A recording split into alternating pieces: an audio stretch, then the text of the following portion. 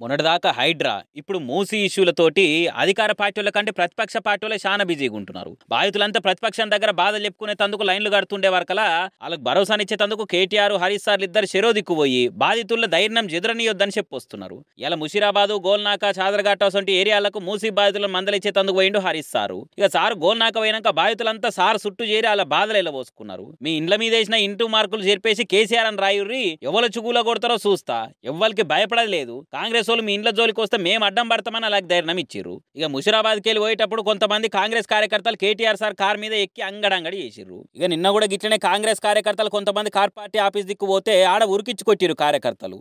మరి ప్రతిపక్షం లీడర్ల పర్యటనలకు అడ్డుపడితే ఉల్టా బదనామైంది అధికార పార్టీనే కదా. మేమొస్తే అంత బుగులు అవుతుందా? మేమంటే అంత భయం కాబట్టి నిజాన్ని తెలియకుండా చేస్తేందుకు ప్రతిపక్షం ఇట్లా రౌడీలను పెట్టి దాడులు చేయిస్తుంది అనుకుంటా ప్రతిపక్షం వాళ్ళు కూడా పొలిటికల్గా మైలేజ్ పెంచుకునేటట్టు చేస్తున్నారు. అధికార పార్టీ వాళ్ళు కలవనీకే టైం అయినప్పుడు మరి జనం ఆల్టర్నేట్ లేకుండా ప్రతిపక్షం దగ్గరికే కదా పోయేటిది. ఇంత చిన్న లాజిక్ ఎట్లా మర్చిపోయారని అటు పొలిటికల్ నిపుణ మేధావులు కూడా అంటున్నారట.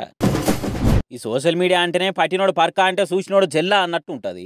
ఏది నిజమో ఏది అబద్ధమో తెలియదు. నిజం కంటే అబద్ధమే 10x స్పీడ్గా తిరిగి వస్తుంటుంది. అసలు అసత్య ప్రచారాలకు అడ్డుకట్టేస్తూ కఠినంగా చర్యలు తీసుకోవాలని సర్కార్ డిసైడ్ అయింది. ముఖ్యంగా అధికార పార్టీని లక్ష్యంగా చేసుకుని కొన్ని యూట్యూబ్ ఛానళ్లు, డిజిటల్ పేపర్లు బాగా చెలరైపోతున్నాయి. అసత్యాలు వడ్డిస్తున్నారు, జనాలను కన్ఫ్యూజ్ చేస్తున్నారు. సర్కార్ మంచి ఉద్దేశంతో తలబెట్టిన పనులకు కూడా దురుద్దేశాలు అంటగట్టి ఆధారాలు లేకుండా అడ్డగోలు ఆరోపణలు చేస్తున్నారు. ఇటువంటి అబద్ధపు హాఫ్ బేక్డ్ స్టోరీస్ తోని సర్కార్ బదనాం అవడే కాకుండా కాంగ్రెస్ పార్టీ కూడా చాలా బదనాం మూట కట్టుకుని అవుతున్నది. ఇట్లనే ఇడిచి పెడితే మొదటికే మోసం అవుతుంది అనుకుంటా సీఎం సార్ చాలా సీరియస్ అయిపోయిండు. ఫేక్ వార్తలు ప్రచారం చేసేటోళ్ల మీద, సోషల్ మీడియాలో నిరాధార ఆరోపణలను, ట్రోల్ వీడియోలను చేసేటోళ్ల మీద అస్సలే ఊకోవద్దు, కఠిన చర్యలు తీసుకోవాలని పోలీసు వాళ్ళకు ఆర్డర్ వేసిండు.